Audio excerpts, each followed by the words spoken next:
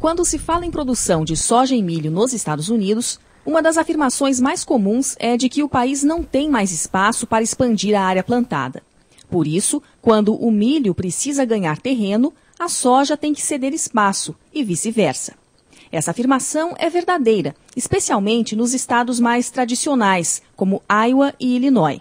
Mas se engana quem pensa que os Estados Unidos não estão expandindo sua fronteira agrícola.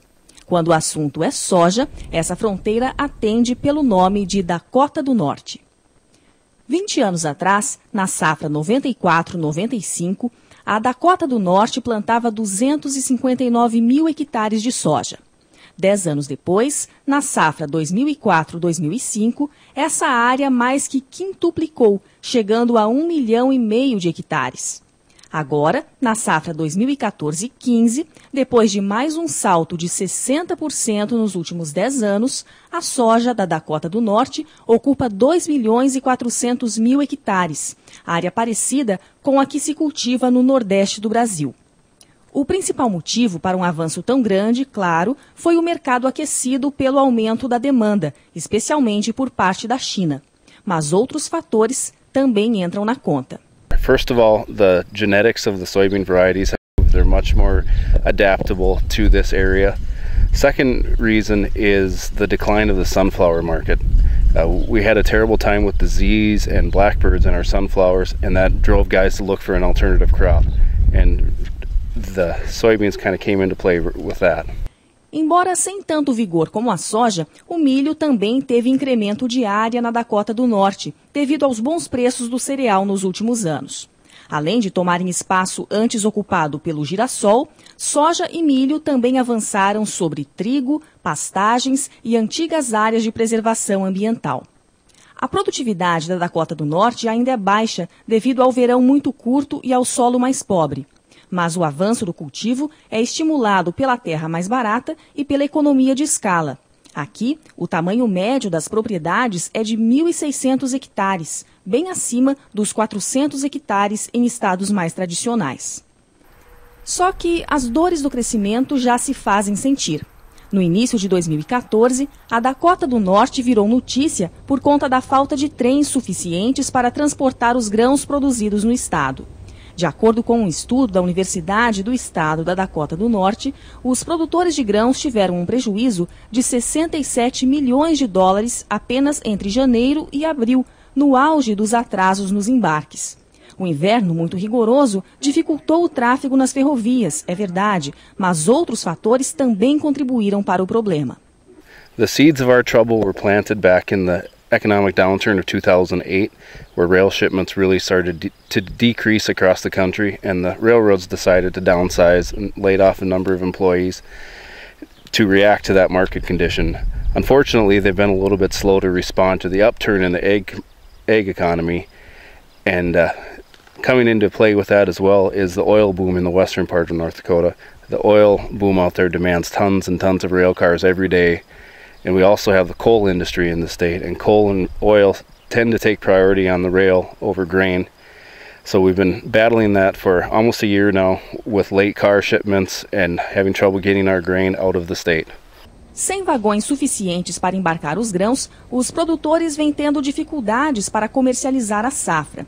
Os silos dos cerealistas locais estão lotados e, por isso, os produtores não conseguem fechar negócio quando entram no mercado para vender, mesmo que seja para entrega futura.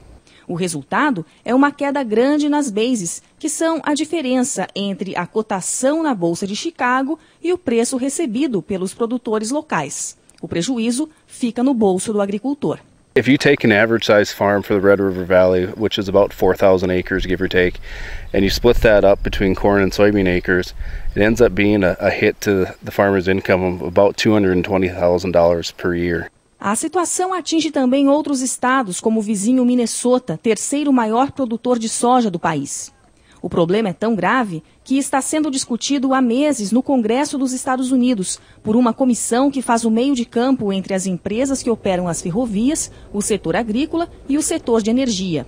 Este último se tornou o destaque da economia do estado após o boom da exploração de petróleo e gás de xisto na formação Bakken, que garante hoje à Dakota do Norte um salto na renda per capita e o título de estado com o menor índice de desemprego nos Estados Unidos. That's been brought on by several different issues all kind of coming together. One is, of course, that there's been new oil fields found up there, and so the rail has focused their efforts primarily on servicing that need for oil transportation out of that area, and they built up tremendous infrastructure to help get there, but those oil reserves and production is expected to continue to climb at least through 2020. So for another 6 or 8 years, it's going to be increasing the demand for oil shipments up in that area. Well, that competes directly with the grain shipments out of that area. Not so much for the cars, obviously there are different kinds of rail cars involved, but the locomotives, the crews, the rail space, the timeline capacity to handle those trains. Boa parte da crescente produção de soja da Dakota do Norte é escoada por ferrovia até a costa noroeste dos Estados Unidos, onde ficam os portos do Pacífico. E dali, essa soja segue para a Ásia e especialmente a China. E é essa rota por ferrovia até Seattle, na costa noroeste dos Estados Unidos, que a Agência Rural vai fazer agora. Entre Fargo, na Dakota do Norte, e os portos dos estados de Washington e do Oregon, são 2.400 quilômetros de ferrovia e cerca de 1 dia e meio de viagem. Mas, com os atrasos impostos pelo excesso de tráfego, a jornada se torna bem mais sofrida.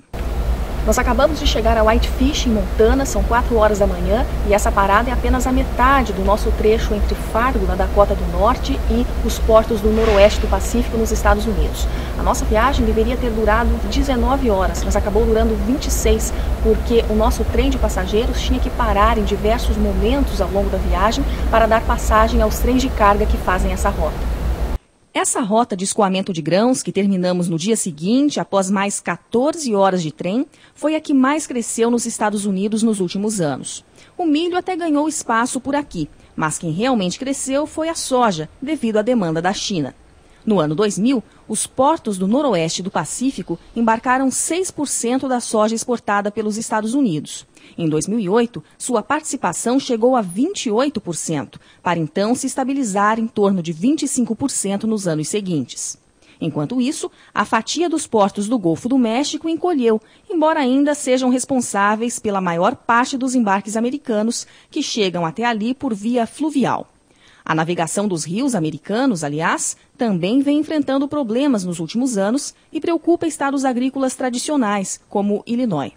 Probably the biggest grain transportation issue we face is the decline of the capacity of the river systems here for commercial navigation. Our locks have been in place for 60, 70, 80 years in some cases, with a design life of 50 years that obviously we're well past that. We don't have sufficient funding to properly maintain those, and it is a series system. That is, one lock is dependent on the ones above it and below it in order to continue the process. So if any lock fails, it basically shuts down the system for a large part of the area. That perhaps is our biggest concern.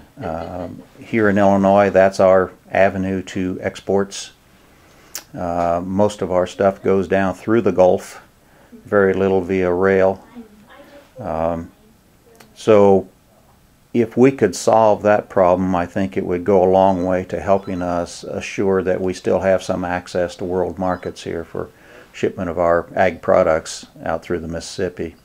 Dos temores é de que a soja americana perca competitividade no mercado internacional nos próximos anos, quando o Brasil deve aumentar as exportações através dos portos da região norte. Por isso, e embora a logística americana ainda seja muito melhor que a brasileira, os Estados Unidos sabem que não podem parar de investir.